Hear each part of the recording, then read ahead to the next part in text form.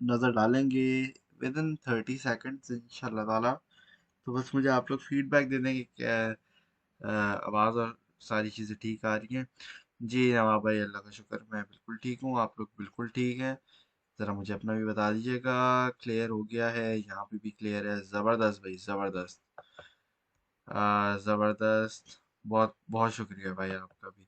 अच्छा जी, चलें अब ज़रा बढ़ते हैं। पेपर पेन पकड़ लीजिएगा अपने। और आज हम फंडामेंटल्स पे नज़र डाल रहे हैं। जैसा कि आपको टाइटल से पता चल ही गया होगा कि हम बात करने जा रहे हैं कि ऐसी क्या न्यूज़ हो सकती है, ऐसी क्या चीज़ें हो सकती हैं, क्या फैक्टर्स हो सकते हैं जो कि एक आल्ट कॉइन के लिए या तो वो कामयाबी का बायस बन सकते हैं या फिर उसके डाउनफॉल, या उसके मतलब डाउनफॉल का मतलब कि उसके कोई इशू का बायस बन सकते हैं। ठीक है, जो उसको खराब कर सकते हैं। ठीक है जी। तो ये जो हमारी एक चीज है कि एक आल्ट कॉइन को किस तरीके से जज किया जाता है, उसकी क्या चीजें हैं, हम क्या देख सकते हैं क्या नहीं देख सकते। तो मेरे प्यारे दोस्तों, सबसे पहले तो आप कॉइन मार्केट कैप पे आके देखोगे। ठीक है, कॉइन मार्केट कैप आपके लिए यहाँ पे एक सपोर्ट का काम कर सकती है, लेकिन जरूरी नहीं होता कि हर कॉइन पहले दिन से कॉइन मार्केट कैप पे लिस्ट हो जाए। ठीक है, तो अक्सर प्रोजेक्ट्स को थोड़ा टाइम लगता है, थोड़ा रिक्वायरमेंट्स होती हैं पूरी करनी होती हैं। तो अगर तो कोई आपको प्रोजेक्ट नजर आया जो कि बहुत अच्छा है ना, तो होना क्या चाहिए? होना ये चाहिए आपके पास जितने भी उसके टीम मेंबर हैं। ठीक है, फर्ज करो वो कॉइन, वो प्रोजेक्ट, वो आल्ट कॉइन जो है वो यहाँ पे है ही नहीं, ना ही वो कॉइन मार्केट कैप पे है और ना ही वो हमारे पास कॉइन गेको पे है। ठीक है, या हो सकता है वो किसी और प्लेटफॉर्म्स पे भी ना मौजूद हो। तो तरीका क्या होता है मेरे प्यारे दोस्तों? तरीका ये होता है, आप देखते हो कि उसकी सबसे पहले जो टीम है, अगर तो टीम अनोनिमस है, अनोनिमस का मतलब होता है गायब है, ना नाम है ना नाम और निशान है, पता ही नहीं है उसका जो है वो सीटीओ कौन है, पता ही नहीं है उसका लीडर कौन है, पता ही नहीं है उसका, आपको यही नहीं पता अगर कि उसके टेलीग्राम के ग्रुप का एडमिन कौन है, तो आपको क्या पता चलेगा उसके जो पीछे डेवलपर बैठे वो हैं भी या बस एवं ही लोग हैं। ठीक है, तो अगर तो टीम अनोनिमस है, मतलब अनजानी टीम है। अनोनिमस का मतलब होता है अनजाना, ना ना पहचान वाला। ठीक है, उर्दू में इसको ये कहते हैं। तो इनका जो है सीटीओ, ठीक है, सीटीओ आपका बेसिकली हेड होता है।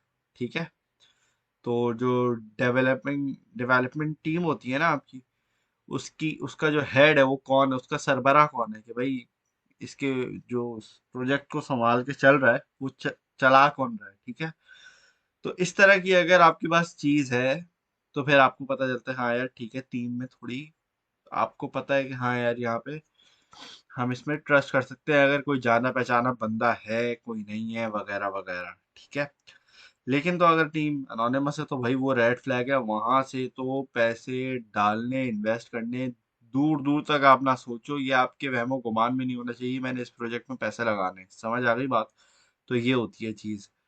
क्योंकि पैसे अगर लेके भाग गए, चलो वो तो पैसे लेके भाग गए तो कोई इशू नहीं है, वो तो फिर आपको पैसे तो वापस नहीं आ सकते, लेकिन एटलीस्ट ये होता है कि भाई आपको पता था कि इसकी टीम का बंदा कौन है, ताकि खुदा न खास्ता आपको पता हो कि यार अगली मर्तबा किसी और दूसरे प्रोजेक्ट में यही बंदा अगर हुआ तो आपको पता चल जाएगा कि किसने जो है वो अगर किसी बंदे ने स्कैम किया और आपको पता है ये बंदा है स्कैम, ये चोरी वाला बंदा है, चोरी डकाती वाला बंदा है, इस ये जिस प्रोजेक्ट में है उस टीम उस प्रोजेक्ट में आपने पैसे नहीं लगाने। ठीक है, तो वो उस तरीके से फ्यूचर में भी आपकी बचत हो जाती है। ठीक है, अच्छा जनाब, तो आ, ये चीज है। अब जैसे आपका डो कौन है, ठीक है, डो कौन कौन सी टीम कौन सी प्रोजेक्ट का है आप सबको पता है, ये लूना का और यूएसटी का। ठीक है, अब डो कौन अगर किसी और प्रोजेक्ट में मिला आपको कभी, आपको वहीं पे शक व शुबा हो जाएगा यार इस प्रोजेक्ट में कोई भी कुछ ना कुछ उल्टा सीधा हो सकता है। तो इससे बेहतर है बंदा, पता है रिस्क तो है क्रिप्टो में, लेकिन जरूरी नहीं है ऐसी जगह हाथ डाला जाए जिस जहाँ पे आपको पता है कि कुछ ना कुछ होना ही है यहाँ पे, ठीक है। तो आपको बचा लेता है, ये सबसे बड़ा रेड फ्लैग है, इसलिए मैंने इसको सबसे ऊपर लिखा हुआ है और सबसे पहले डिस्कस भी कर रहा हूँ, ठीक है। अच्छा जी, तो दूसरा इशू हमारा आता है, वो आता है स्केलेबिलिटी के साथ, ठीक है। स्केलेबिलिटी में होता ये, हमारे पास आपके पास जो है वो, लेट से आपकी कोई ब्लॉकचेन है ना, जैसे सोलाना की ब्लॉकचेन का, यहाँ पर मैं जिक्र करूंगा, एग्जांपल दे रहा हूँ, जरूरी नहीं है सिर्फ पूरे 19,000 प्रोजेक्ट में सिर्फ सोलाना एक ही हो, नहीं। लेकिन सोलाना जैसे अब एक प्रोजेक्ट है, अब उस पे इतना स्केलेबिलिटी का इशू है, इतना ज्यादा इशू है कि आधे से ज्यादा टाइम उनकी ब्लॉकचेन कंजेस्टेड ही रहती है। ना आप कुछ सेंड कर सकते हो, ना कुछ विड्रॉ कर सकते हो। आधे से टाइम ज्यादा, भले आप वो बाइनेंस पे हो, कहीं पे भी हो, उनकी ब्लॉकचेन में आधे से ज्यादा मसले आए हुए होते हैं, ठीक है। अब ऐसी तो कोई बड़ी बात नहीं है, लेकिन इससे क्या होता है, इससे जो है ना आपका कम्युनिटी का ट्रस्ट कम होता है।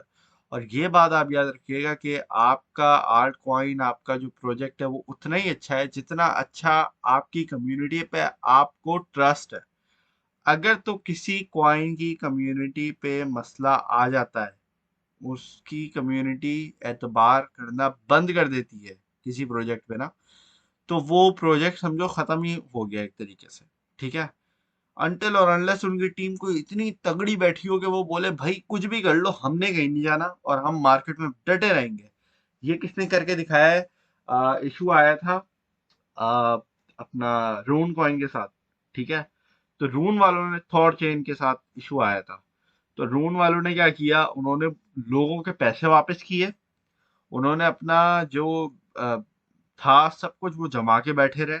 उन्होंने बोला कुछ भी हो जाए हम कहीं नहीं जाएंगे, हम इसी मार्केट में रहेंगे, हम इसी मार्केट से कमाएंगे भी, लोगों को भी देंगे, और हमने जो चीज, प्रोजेक्ट, जो विजन लेके शुरू किया है उस पर डटे भी रहेंगे, ठीक है। बहुत कम होने के बराबर प्रोजेक्ट ऐसे कर पाते हैं, ये अभी से बता रहा हूँ, बहुत कम होने के अ, अ, कम होने के मुकाब परसेंटेज बहुत कम होती है। 90 भी ज्यादा बोल रहा हूँ, 95 to 98% आपके प्रोजेक्ट्स भाग जाते हैं, बोलते हैं भाई हम नहीं कर रहे, लॉस हो गया, अल्लाह हाफिज, ठीक है, खत्म हो गया। अब इसमें जो है वो आते हैं, एक्सचेंजेस भी आ सकते हैं, इसमें आपके दूसरे भी आ सकते हैं, ठीक है। तो स्केलेबिलिटी के साथ इशू काफी ज्यादा होता है। इस चीज का भी आपने ख्याल रखना होता है, ठीक है। अच्छा, स्केलेबिलिटी के साथ एक और मैं चीज आपको बताऊंगा कि भाई अब अगर आपके पास बहुत ज्यादा लोग एक साथ अगर आपके ट्रांजैक्शंस कर रहे हैं, तो उसमें फिर इशू जो है ना, फीस का भी अक्सर आ जाता है, ठीक है। अब वो, अब तो नहीं आता है, क्योंकि अब तो पता है कि यार कितनी ज्यादा डिमांड है, कितनी ज्यादा ट्रांजैक्शंस हो रही है। लेकिन इथेरियम के साथ जो अक्सर हमें मसला देखने को मिल रहा होता है कि भाई 100-100 डॉलर, 300-300 डॉलर जो है उसकी फीस हो जाती है कभी कभार, जरूरी नहीं है हर रोज हो, लेकिन उसकी फीस बढ़ जाती है। तो अगेन ये भी एक स्केलेबिलिटी का इशू होता है।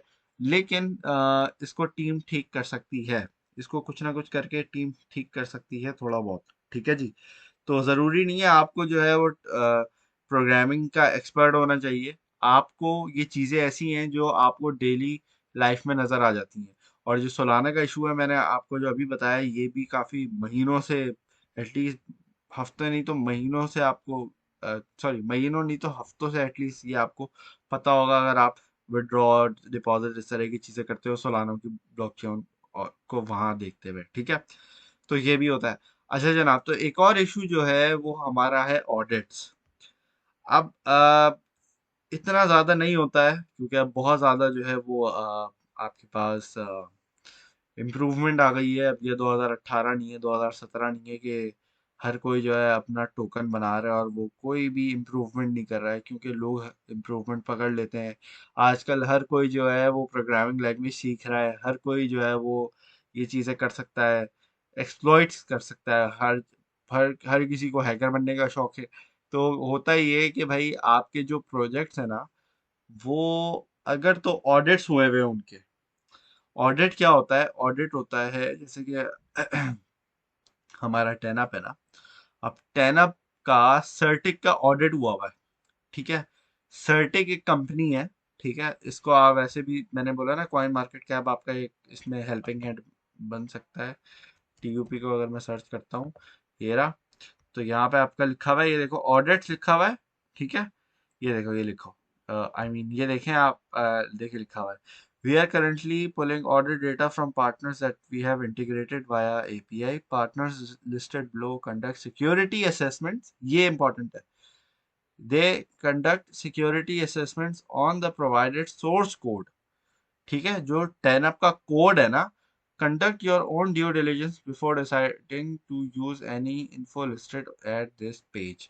ये तो उन्होंने एक प्रिकॉशन दिया हुआ है, लेकिन मकसद सारा है ये बताने का आपको कि ये क्या करते हैं, ये असेसमेंट, सिक्योरिटी असेसमेंट करते हैं, ताकि जो ब्लॉकचेन का कोड है पता चले कि भाई वो ढंग का है, उसके अंदर कोई लूप होल्स तो नहीं है, कहीं से हैकर हैक तो नहीं कर सकता, हैकर ने हैक कर लिए, लोगों के कॉइन चले जाएंगे, वगैरह वगैरह 10 चीजें हो सकती हैं, ठीक है। तो यहाँ पे आप रीड मोर भी कर सकते हो अगर इसके बारे में पढ़ना है, ठीक है। अब डीफाई प्रोटोकॉल्स के अंदर जैसा अक्सर आपको होपफुली पता होगा, अगर नहीं पता तो मैं बता रहा हूँ, डीफाई प्रोटोकॉल्स वो होते हैं बेसिकली आपको डिसेंट्रलाइज्ड फाइनेंस वाले सारे जो प्रोजेक्ट्स होते हैं ना, वो जैसे आपका BZRX था, फिर वो ऊकी कॉइन बन गया है आपका। लिंक जो है ना, वो भी एक डिसेंट्रलाइज्ड प्रोजेक्ट्स में आता है, ठीक है।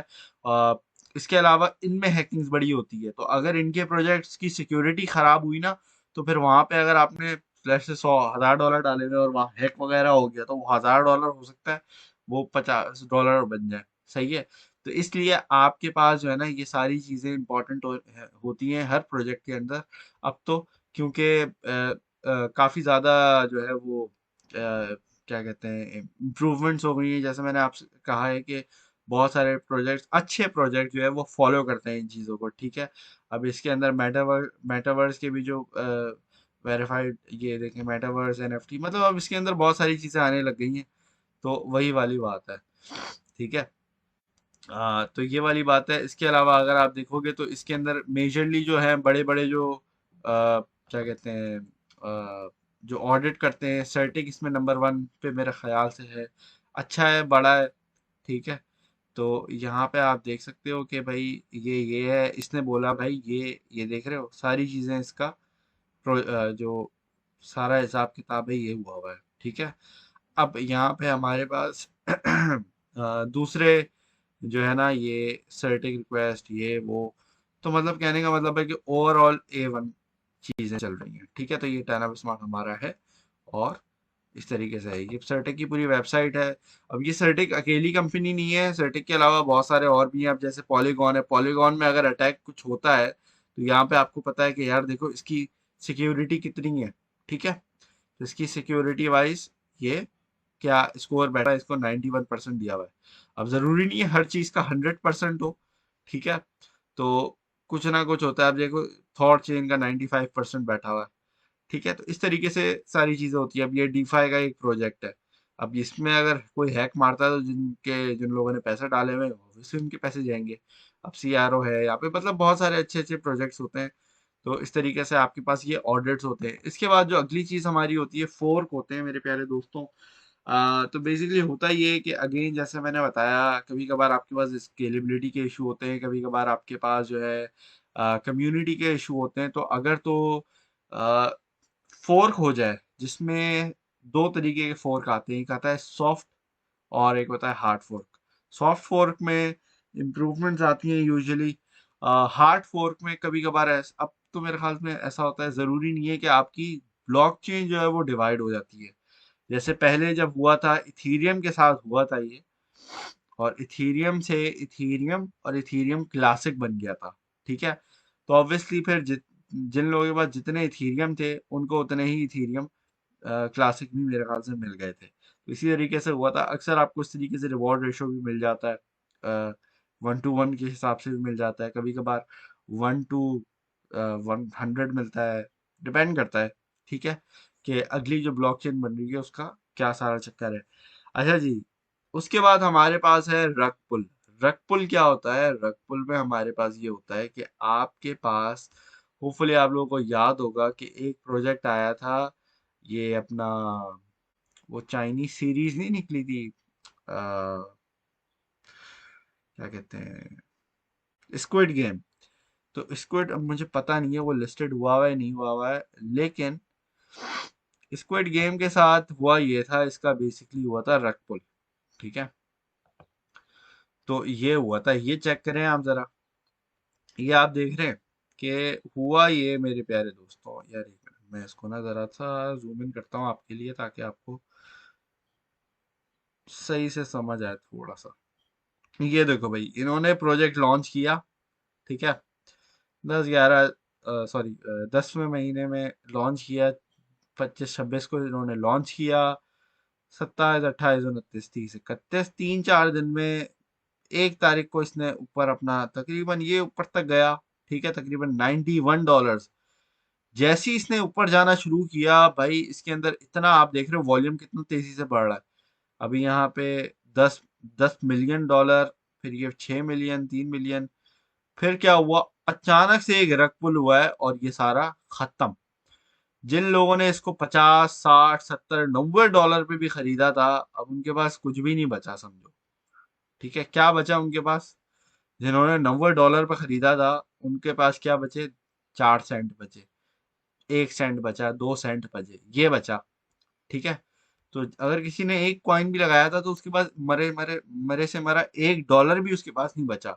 तो ये होता है रग पुल। रग पुल में आपका होता है बेसिकली, आपकी जो पीछे टीम बैठी होती है ना, अगर तो लेट से जो भी सप्लाई लेट से, किसी एग्जांपल देने की, समझाने के लिए एग्जांपल दे रहा हूँ। किसी कॉइन है, उसकी एक वो है, क्या कहते हैं, सप्लाई 1 लाख है। ठीक है, डिस्ट्रीब्यूशन जो है वो दुनिया भर में सिर्फ 10,000 कॉइन हुआ है, बाकी 90,000 कॉइन जो है वो टीम के पास पड़े हुए हैं। अब वो जो 10,000 कॉइन जो दुनिया सर्कुलेट कर रही है, आपस में खरीद रही है, बेच रही है, ठीक है, वो क्या होगा, वो पंप होगा, अचानक से पंप होगा। तो जैसे ही एक पंप आएगा और टीम ने बोला कि भाई हम जो है अपने जितने भी 90 कॉइन्स है ना, वो सारे बेच के बाहर भागना है। तो वो 90 जब कॉइन बेचेंगे अपने, सॉरी, 90,000, 90 नहीं, 90,000, 90 होता है ना, 90, हाँ, 90,000 कॉइन्स अपने सेल करेंगे, तो धड़ करके मार्केट गिरेगी उसकी, क्योंकि पैसा सारा बाहर निकल गया उसका, टीम लेके पैसे भाग गई। तो ये होता है आपका रग पुल। तो भाई ये चीज आपने देखनी पड़ती है। और अगला पॉइंट हमारा इसी से जो है वो आ, मिलता जुलता है। ठीक है, रग पुल में ये होता है कि बेसिकली आपके डेव्स, डेवलपर्स पैसा लेके आपके भाग जाते हैं। ठीक है, तो अगला जो पॉइंट है हमारा है वो सेंट्रलाइजेशन का। सेंट्रलाइजेशन में ये होता है मेरे प्यारे दोस्तों कि आपके पास जो बेसिकली कॉइन्स होते हैं ना आपके, लेट्स से 1 मिलियन कॉइन्स हैं, एग्जांपल दे रहा हूँ खाली।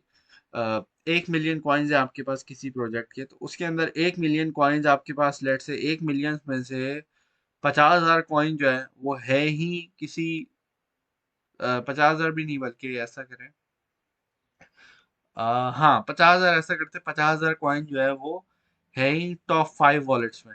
मतलब टोटल 5 वॉलेट्स में, टोटल 5 लोगों के पास, जरूरी नहीं है 5 लोगों के पास, 5 वॉलेट्स में हो सकता है 1-2 लोगों के पास ही वो 5 वॉलेट्स हों।